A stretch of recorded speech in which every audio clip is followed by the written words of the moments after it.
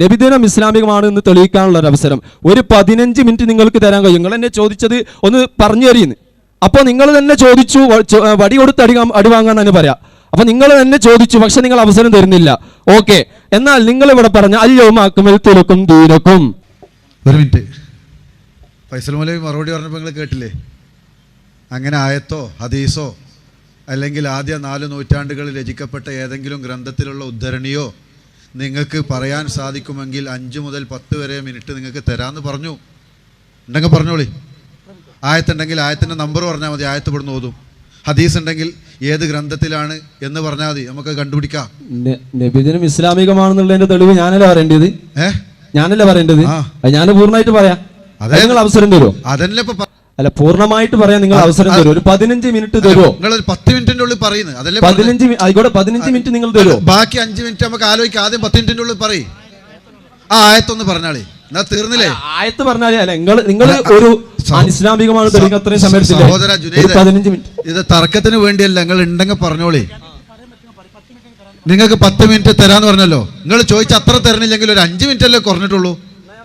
ആ പറഞ്ഞോ, അതാ മൈക്കതാ, അവിടെ നിന്ന് പറഞ്ഞാൽ മതി. തെളിവ് പറഞ്ഞോളൂ. നിങ്ങള് 10 മിനിറ്റ് തരും. അതല്ലേ പറഞ്ഞേ. തെളിവ് പറയും. അതിന്റെ അടുക്ക് നിങ്ങൾ ഇടപെടുവോ? തെളിവ് വെറുതെ അനാവശ്യ വർത്താനം പറയാൻ പറ്റൂല. ബിസ്മില്ലാഹിർ റഹ്മാനിർ റഹീം. അൽഹംദുലില്ലാഹി റബ്ബിൽ ആലമീൻ. അസ്സലാത്തു വസ്സലാമു അലാ സയ്യിദിൽ മുർസലീൻ വഅലാ ആലിഹി വസഹ്ബിഹി അജ്മഈൻ. അമ്മാ ബഅദ്. ജുനൈദേ, നിങ്ങൾ തുടങ്ങുമ്പോഴും നമ്മൾ തുടങ്ങുമ്പോഴും ഒക്കെ ഹംദും സലാത്തും ചൊല്ലി.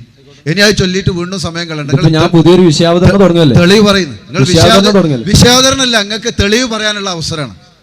എന്താ നിങ്ങൾ മനസ്സിലാക്കാത്ത? വെറുതെ സമയം കളയില്ലേ. ബിസ്മില്ലാഹിർ റഹ്മാനിർ റഹീം. നബി സല്ലല്ലാഹു അലൈഹി വസല്ലമ തങ്ങളുടെ ജന്മദിനം ഇസ്ലാമികമാണ് എന്ന് തെളിയിക്കാൻ ബഹുമാനപ്പെട്ട പണ്ഡിതന്മാരായ മഹാന്മാര് ഒരുപാട് ഗ്രന്ഥങ്ങൾ, അവരുടെ ഗ്രന്ഥങ്ങളിലെല്ലാം പല പണ്ഡിതന്മാരും അവരുടെ ഗ്രന്ഥങ്ങളിൽ ഇസ്ലാമികമാണ് എന്നും അത് പുണ്യകരമാണ് എന്നും പറഞ്ഞിട്ടുണ്ട്.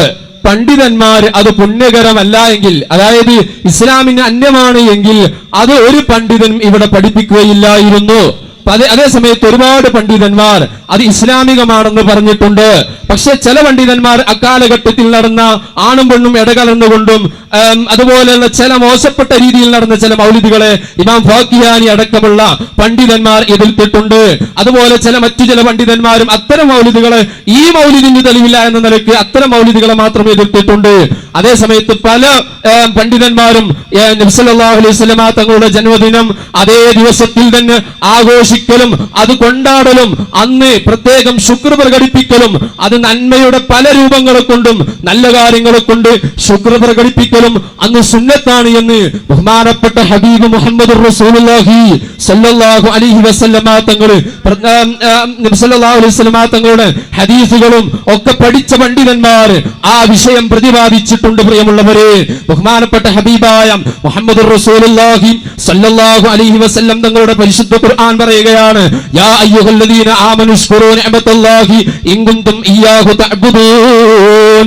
നിങ്ങൾ അല്ലാഹുവിനെ ആരാധിക്കുന്നവരാണ് എങ്കിൽ നിങ്ങൾ അല്ലാഹു നൽകിയ അനുഗ്രഹങ്ങൾക്ക് മുഴുവൻ നിങ്ങൾ ശുക്ർ ചെയ്യണം. അല്ലാഹു നൽകിയ അനുഗ്രഹങ്ങൾക്ക് ശുക്ർ ചെയ്യണമെന്നുള്ളതിന് ആർക്കും തർക്കമില്ല. അല്ലാഹു നൽകിയ ഏറ്റവും വലിയ അനുഗ്രഹം എന്താണ്? ബഹുമാനപ്പെട്ട ഇമാം സുയൂത്തി റളിയല്ലാഹു അൻഹു പറയുകയാണ്, വഅയ്യു നിഅമത്തിൻ അഅലമു മിൻ ബുറൂസിൻ നബി സല്ലല്ലാഹു അലൈഹി വസല്ലം. നബി സല്ലല്ലാഹു അലൈഹി വസല്ലം തങ്ങൾ ജനിക്കുന്നതിനേക്കാൾ ഏറ്റവും വലിയ അനുഗ്രഹം മറ്റേതാണ്? പ്രിയമുള്ളവരെ, ആ നബി സല്ലല്ലാഹു അലൈഹി വസല്ലമ തങ്ങൾ ജനിച്ചത് ഏറ്റവും വലിയ അനുഗ്രഹമാണെന്ന് പണ്ഡിതന്മാർ തന്നെ പറയുന്നു. ആ പണ്ഡിതന്മാർ പറയുകയാണ്, ആ ദിവസത്തിൽ തന്നെ നബി തങ്ങൾ ജനിച്ചതിന് പ്രത്യേകം നന്ദി ചെയ്യണം. അതെ, നിങ്ങൾക്ക് അംഗീകരിക്കുന്ന ശൗക്കാനി തന്നെ പറയാണ്, അസ്സലാത്തു ശുക്റുൻ വസ്സിയാമു ശുക്റുൻ വകുല്ലു ഫീലിൻ വകുല്ലു ഖൈരിൻ തഫഅലുഹു ശുക്റുൻ. ഏത് നല്ല കാര്യങ്ങളും ശുക്റാണ്. നബി സല്ലല്ലാഹു അലൈഹി വസല്ലമ തങ്ങൾ നിങ്ങളുടെ ജന്മം നിയമത്താണ്. ആ നിയമത്തിന് നിങ്ങൾ ഏത് രൂപത്തിൽ നന്ദി ചെയ്താലും അതെല്ലാം ശുക്രിന്റെ ഭാഗമാണ്. പണ്ഡിതന്മാർ എടുത്തു തന്നെ പ്രത്യേകവും പറഞ്ഞു. അല്ലാതെ മൊത്തത്തിലും ഈ മൗലവിമാർ ഇവിടെ ഉദ്ധരിച്ച അതേ ബിദ്അത്തല്ല, അനിസ്ലാമികമാണ് എന്ന് തെളിയിക്കാൻ അവർ കുറെ ആയത്തുകൾ ഒരുമിച്ച് കൂട്ടി പറഞ്ഞതുപോലെ പണ്ഡിതന്മാരും ഇസ്ലാമികമാണെന്ന് തെളിയിക്കാൻ ഒരുപാട് വിഷയങ്ങളിലൂടെ സമർപ്പിച്ചിട്ടുണ്ട്. ആരാണ് പണ്ഡിതന്മാര്? ഖുർആൻ പറഞ്ഞു, ഫസ്അലു അഹ്ല ദിക്രി ഇൻ കുൻതും ലാ തഅലമൂൻ. ഓ മുഅ്മിനീങ്ങളെ, നിങ്ങൾ അതേ യഥാർത്ഥത്തിൽ അറിവുള്ളവരോട് നിങ്ങൾ ചോദിക്കണം. എന്ത് ചോദിക്കണം? നിങ്ങൾക്കറിയാത്ത വിഷയങ്ങൾ അറിവുള്ളവരോട് ചോദിക്കണം. ഞാൻ ചോദിക്കട്ടെ, ഒരു 5 നൂറ്റാണ്ട് 6 നൂറ്റാണ്ട് അല്ലെങ്കിൽ ഒരു 7 നൂറ്റാണ്ടിന്റെ മുമ്പുള്ള ആളുകൾക്ക് നമ്മളെക്കാൾ വിവരമുണ്ട് എന്നുള്ളതിൽ ഏതെങ്കിലും മുസ്ലിമിന് സംശയമുണ്ടോ? അതേ സമയത്ത് ഇന്ന് വരുന്ന ചില മൗലവിമാര് വന്നിട്ട് പറയാണ്, അതെ അവർക്കൊന്നും വിവരമില്ല, അവർ പെണ്ണ് പള്ളിയിൽ പോകണമെന്ന് പോകണ്ട എന്ന് പറഞ്ഞത് പെണ്ണ് പള്ളിയിൽ പോകാൻ പാടില്ല, അങ്ങനെ റസൂലുള്ളാഹിന്റെ ഭാര്യമാരോ ആരും പോയതില്ല. അതെ അതിൽ വല്ല പുണ്യവും ഉണ്ടായിരുന്നെങ്കിലും റസൂലുള്ളാഹിന്റെ ഭാര്യമാര് പോകുമെന്ന് ഇമാം ഷാഫി തങ്ങളടക്കം പറഞ്ഞു. അതുപോലെ പല വിഷയങ്ങളും മുൻഗാമികൾ പറഞ്ഞു. ആ പണ്ഡിതന്മാര് അവർ ദീനിന്റെ ആളുകളാണ്. ദീന് അവരെ നോക്കി അവരിൽ നിന്നാണ് ദീന് മനസ്സിലാകുന്നത്. എത്രത്തോളം എന്റെ മുജാഹിദിന്റെ സുഹൃത്തുക്കൾക്ക് മനസ്സിലാകാൻ ഒരു കാര്യം കൂടെ ഉറപ്പെടുത്തുകയാണ്, ഇതിന്റെ ഭാഗം തന്നെയാണ്. അതായത് ഒരു ഹദീസ് സഹീഹാണോ അല്ലേ എന്ന് പറയാൻ നമ്മളെല്ലാത്തിനും സഹീഹായ ഹദീസുണ്ടോ ആയത്തുണ്ടോ എന്ന് ചോദിക്കും. പക്ഷേ ഒരു ഹദീസ് സഹീഹാണെന്ന് പറയാൻ വേറൊരു ഹദീസിൽ ഉണ്ടാവൂല നേരത്തെ പറഞ്ഞ ഹദീസ് സഹീഹാണ് എന്ന്. അതേ സമയത്ത് ഹദീസ് സഹീഹാണെന്ന് പറയുന്നത് പിൽക്കാലഘട്ടത്തുള്ള ദഹബിയെ പോലെ ഇബ്നു കസീറിനെ പോലെ 8ാം നൂറ്റാണ്ടിലുള്ള പണ്ഡിതന്മാരുടെ കിതാബുകൾ ഉദ്ധരിച്ചുകൊണ്ട് അവർ പറഞ്ഞത് സത്യമാണ് എന്ന് അംഗീകരിച്ചുകൊണ്ട് അവർ ആ ഒരു റാവിയെ കുറിച്ച് അവർ എന്താണോ പറഞ്ഞത് അത് സത്യമാണ് എന്ന് അംഗീകരിച്ചുകൊണ്ട് ഇവർ എന്താണോ പറയുന്നത് അതിനനുസരിച്ചാണ് നമ്മൾ ഹദീസിനെ സ്വീകരിക്കുന്നത് തന്നെ.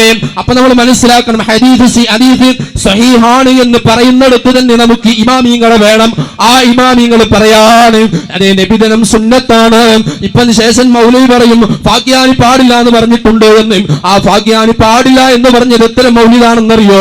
അത് ആ കാലഘട്ടത്തിൽ ഉണ്ടായിരുന്ന ചില ആളുകൾ അവരുടെ ഇച്ഛക്ക് അനുസരിച്ച് കൊണ്ടുണ്ടാക്കിയ മൗലിദുകളാണ്.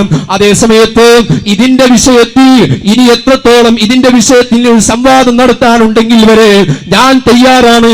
അല്ലെങ്കിൽ എന്റെ പക്ഷത്തിൽ നിന്ന് ആരെങ്കിലും വരണമെങ്കിൽ അതിനും തയ്യാറാണ്. ഈ വിഷയം ഞങ്ങൾ കണ്ടില്ലേ? ഇപ്പോൾ നമ്മൾ ചോദ്യം ചോദിച്ചപ്പോൾ തന്നെ പല രൂപത്തിലാണ് മൗലവി ഇവിടെ പറഞ്ഞിട്ടുള്ളത്. ഓരോ മറുപടിയിലും പുതിയൊരു ചോദ്യം ചോദിക്കേണ്ട അവസ്ഥ വന്നുകൊണ്ടിരിക്കുകയാണ്. ഈ നിലക്ക് മൗലവിമാരുടെ പ്രസംഗം മുന്നോട്ട് പോകുമ്പോ എനിക്കിവിടെ ചോദിക്കാനുള്ളത് നേർക്ക് നേരെ ഒരു സദസ്സിൽ നിന്നുകൊണ്ട് അതേ നമുക്ക് സംസാരിക്കാനും പറയാനും ഒക്കെ സാധിക്കും. ഞാൻ എന്റെ ഭാഗത്ത് നിന്ന് പണ്ഡിതന്മാരെ കൊണ്ടുവരാം, നിങ്ങൾക്ക് നിങ്ങളുടെ ഭാഗത്ത് നിന്ന് അതേ കൊണ്ടുവരാൻ അതേ നിങ്ങൾ തന്നെ ആയിരിക്കും അതിന്റെ ആളുകളും. ഏതായാലും നമുക്ക് അങ്ങനെ വേണമെങ്കിലും ചർച്ച ചെയ്യാൻ. ഇവിടെ നിങ്ങൾ 1.5 മണിക്കൂർ 2 മണിക്കൂർ വിഷയമെടുത്തുകൊണ്ട് അനിസ്ലാമികമാണെന്ന് സമർപ്പിച്ചു. പക്ഷേ നിങ്ങൾ ഈ പറഞ്ഞതിന് ചിലപ്പോൾ റദ്ദ് ചെയ്യാൻ സാധ്യതയുണ്ട്. പക്ഷെ അതൊക്കെ നേരിട്ട് സംസാരിക്കുമ്പോഴാണ് പൂർണ്ണമായി എല്ലാ ചുരുളുകളും അഴിയുന്നതെന്ന് മാത്രമാണ് ഈ സമയത്ത് ഓർമ്മപ്പെടുത്താനുള്ളത്.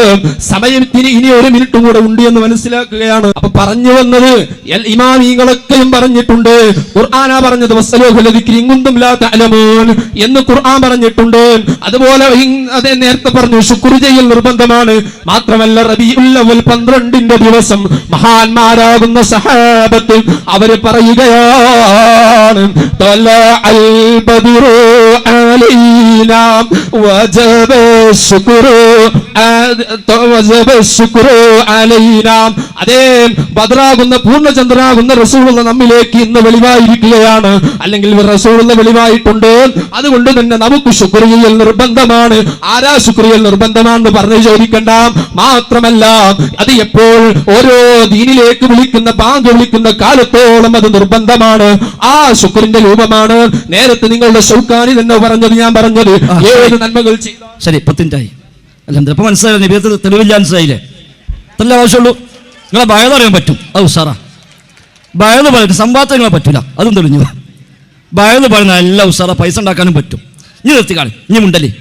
നിങ്ങൾ 10 തയ്ച്ചു മുസ്ലിം ഓരോ കിതാബുകൾ ഉദ്ധരിച്ചോ? അല്ല ഓരോ കിതാബ് ഇപ്പൊ അൽഹംദുലില്ലാഹ് ബോധ്യപ്പെട്ടു. ഹിജ്റ 400 വരെയുള്ള ഒരു പണ്ഡിതനും നബിയാഗത്തെ പറ്റി ഒന്നും പറഞ്ഞിട്ടില്ല. അൽഹംദുലില്ലാഹ് നമ്മൾ 10 പോയിട്ടില്ല. ആയിക്കോട്ടെ 10 ഇതല്ലേ പറയാനുള്ളൂ. നിങ്ങൾക്ക് ആകെ പറഞ്ഞ സുയൂത്ത് ഞാൻ നേരത്തെ പറഞ്ഞില്ലേ, ഇത് നിങ്ങൾ 10 കാണാൻ ആവശ്യം, നിങ്ങൾ നിർത്തിക്കളി, നിങ്ങൾ ഇതിനു വേണ്ടി സമയം കണ്ട ആവശ്യമുണ്ടോ? അപ്പൊ അൽഹംദുലില്ലാ ഇവിടെ ആവർത്തിച്ച് വ്യക്തമാക്കുന്നു, ഒരു ആയത്തിലോ ഒരു ഹദീസിലോ നബിയുടെ ചെയ്തിയിലോ സ്വഹാബത്തിന്റെ ചെയ്തിയിലോ താബിഈങ്ങളുടെ ചെയ്തിയിലോ തബഉ താബിഈങ്ങളുടെ ചെയ്തിയിലോ ഇങ്ങനെ ഒന്നില്ല. ഏയ് എന്തിനായി അവിടെ നോട്ടെ, മുമ്പ് പ്രതീക്ഷ നമുക്ക് അവിടെ നോട്ടെ, മുമ്പ് നന്നാവും, നന്നായാൽ നമുക്ക് വയലറിയാൻ പറ്റും. ആ ഏയ് അവിടെ നോട്ടെ, മുമ്പ് കേൾക്കട്ടെ അവിടെ നിന്ന് കേൾക്കട്ടെ, ഒരു കസാര കൊടുക്കി അവിടെ ഒരു ചെയർ കൊടുക്കി, മുമ്പ് ഇരിക്കട്ടെ, ആലിമ്യങ്ങളെ ബഹുമാനിക്ക്, അവിടെ ഇരിക്കട്ടെ. ആ ശരി. അപ്പൊ ഏതായിരുന്നാലും അൽഹംദുലില്ലാ നമ്മൾ അത്ര ഇവിടെ പറയാൻ ശ്രമിച്ചിട്ടുള്ളൂ. ഇമാം ഷാഫി റഹിമഹുല്ല ഞാനിത് ആവർത്തിച്ചു പറഞ്ഞു, ഇമാം ഷാഫി 100 കിതാബ് എഴുതിയ ആളാണ്. ഇമാം മാലിക് റഹിമഹുല്ല 7 അത്ര കിതാബ് എഴുതിയ ആളാണ്. ഇമാം അഹ്മദ് ഹംബൽ റഹിമഹുല്ല അതേപോലെ കിതാബ് എഴുതിയ ആളാണ്. അവരാരും പറഞ്ഞില്ല. അതുകൊണ്ട് തന്നെ ഇത് കൃത്യമായി ബോധ്യപ്പെടുന്നു, അവർക്കൊന്നും പരിചയമില്ല.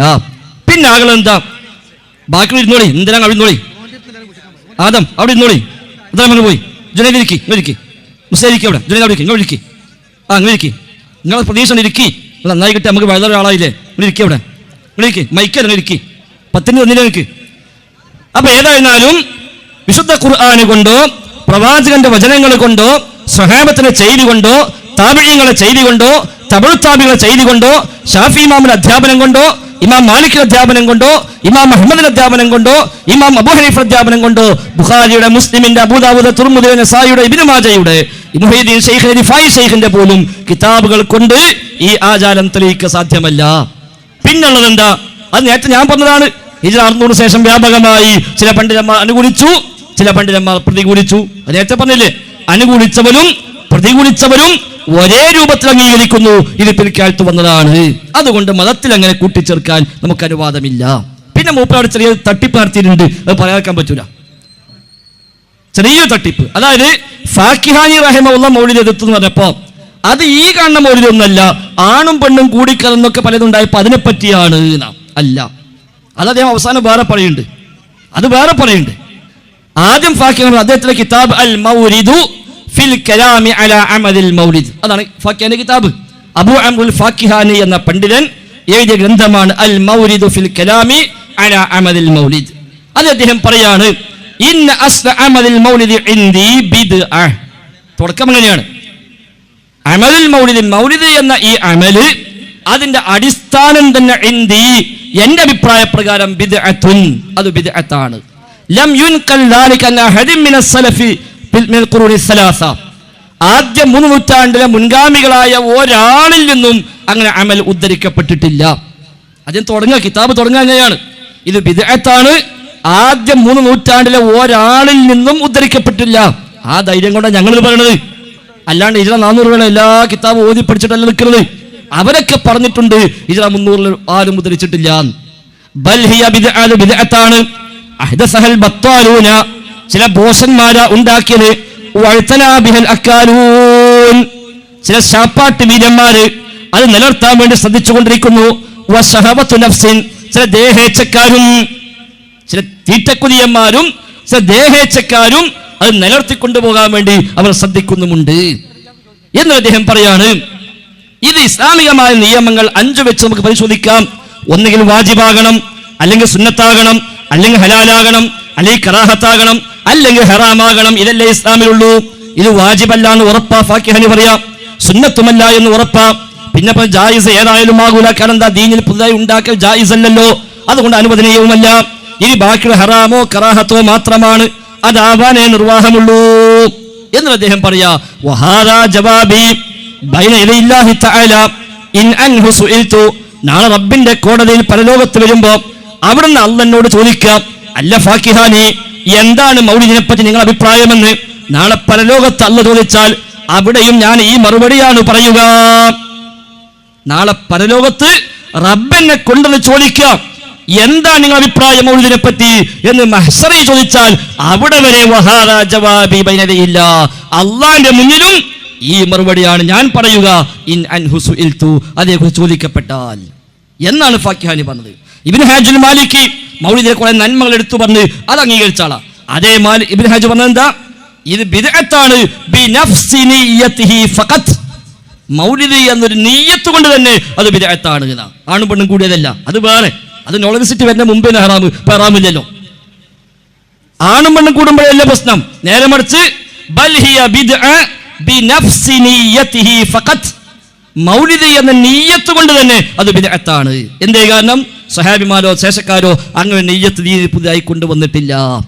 എന്നാൽ അതിനാണ് പിന്നെ ഗണ്ണിച്ചപ്പോൾ പറഞ്ഞത് മൗലിദ് എതിർത്തിട്ടില്ല, ആ നീയത്തിനാണ് എതിർത്തത് എന്ന് പറഞ്ഞ് ഒപ്പിക്കാൻ ചിലരൊക്കെ പിന്നെ ശ്രമിച്ചിട്ടുണ്ട്.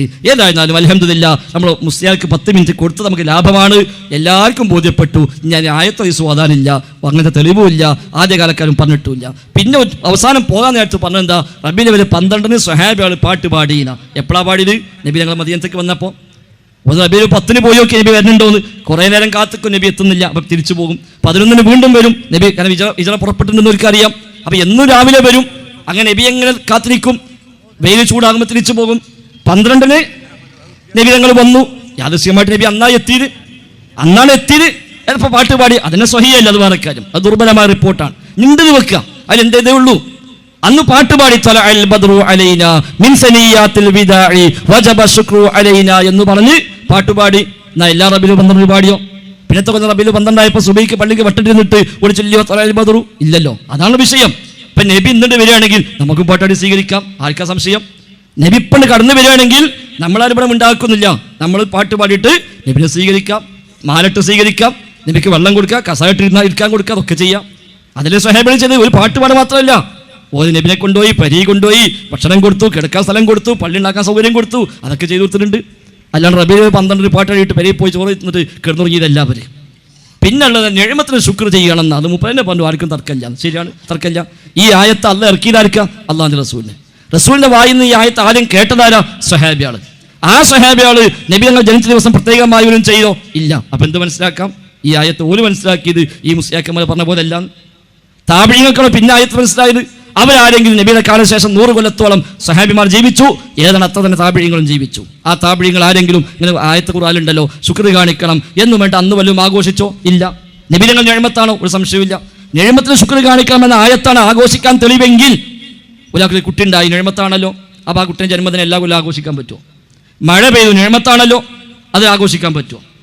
ഒരാൾക്ക് ഒരു ജോലി കിട്ടി, നിഅമത്താണല്ലോ, എന്നാൽ എല്ലാ കൊല്ലം ജോലി ഇട്ട് അന്ന് ഒരു ആനിവേഴ്സറി എടുത്ത എന്താ ഈ പറയണത്? അപ്പോൾ അള്ളാഹിന്റെ ദീനിൽ ഇങ്ങനെ അവനാനുമായി യുക്തി വെച്ച് ഒപ്പിച്ചുണ്ടാക്കേണ്ട കാര്യമില്ല. ദീനിൽ എന്തെല്ലാം ഉണ്ടോ അതൊക്കെ അള്ളാഹു തആല പഠിപ്പിച്ചു അവൻ്റെ റസൂലിലൂടെ. അൽയൗമ അക്മൽതു ലക്കും ദീനക്കും, നിങ്ങളുടെ ദീനില നിങ്ങൾക്കിന്ന് പൂർത്തിയാക്കി തന്നിരിക്കുന്നു. ആ പൂർത്തിയാക്കിയ മതത്തിൽ ഇല്ലാത്ത ഒന്ന് പിന്നെ ദീനല്ല. ഫമാലം യകുൻ യൗമഇദിൻ ദീന ഫലാ യകുനുൽ യൗമ ദീന, അന്ന് മതമല്ലാത്തത് ഇന്നും മതമാവുക ഇല്ല എന്ന് പറഞ്ഞത് ഇമാം മാലിക് റഹിമഹുള്ളയാണ്. അതുകൊണ്ട് അതിൽ ദീനല്ലാത്ത ഒന്ന് ആര് കൊണ്ടെന്നാലും ഇനി ആരൊക്കെ സപ്പോർട്ട് ചെയ്താലും എത്ര വലിയ പണ്ഡിതന്മാർ അത് അംഗീകരിച്ചാലും ശരി, അത് സുന്നത്താകൂല. ഒരു ആലിമ് സുന്നത്താന്ന് പറഞ്ഞു, അവിടെ സുന്നത്താകുമോ? ഇവിടെ പോലെ എഴുതി വെച്ചു ഇത് 3ാമത്തെ ഈദാണ്, അതുകൊണ്ട് ഈദാകുമോ? പറഞ്ഞവർക്ക് പോയി എന്നല്ല. എന്താ ദീനൊരു അസ്ലുണ്ട്. ആ അസ്ലു പ്രകാരം മതത്തിൽ ഒരു പുതിയ സംഗതി കൂട്ടിച്ചേർക്കാൻ അനുവാദമില്ല. ഇനി അത് നല്ല ബിദ്അത്താണ്, കൂലി കിട്ടും എന്ന് പറഞ്ഞവർ പോലും പറഞ്ഞത് മിൻ ഗൈരി സിയാദത്തിൻ അലാ ദാലിക, ഖുർആൻ ഓതുക, ഹദീസ് പറയുക, ഭക്ഷണം കഴിച്ച് പിരിയുക, വേറൊന്നും വർദ്ധിപ്പിക്കുന്നില്ലെങ്കിൽ എന്ന കണ്ടീഷനിൽ അവർ പറഞ്ഞത് നല്ല ബിദ്അത്താണ്, കൂലി കിട്ടുന്നതാണ്. എന്നിട്ട് പോലും സുന്നത്ത് കേട്ടില്ല, നല്ല ബിദ്അത്ത് എന്ന് പറഞ്ഞത്. അതുകൊണ്ട് തന്നെ പണ്ഡിതന്മാർ പറയാത്തവരെ പേര് വെച്ച് കെട്ടേണ്ട കാര്യമില്ല. ഹിജ്റ 400 വരെയുള്ള ഒരാളും നബിദിനം ആഘോഷം ഏർപ്പാട് പരിചയപ്പെട്ടിട്ടില്ല, പഠിപ്പിച്ചിട്ടില്ല. അല്ലാഹു അഅലം.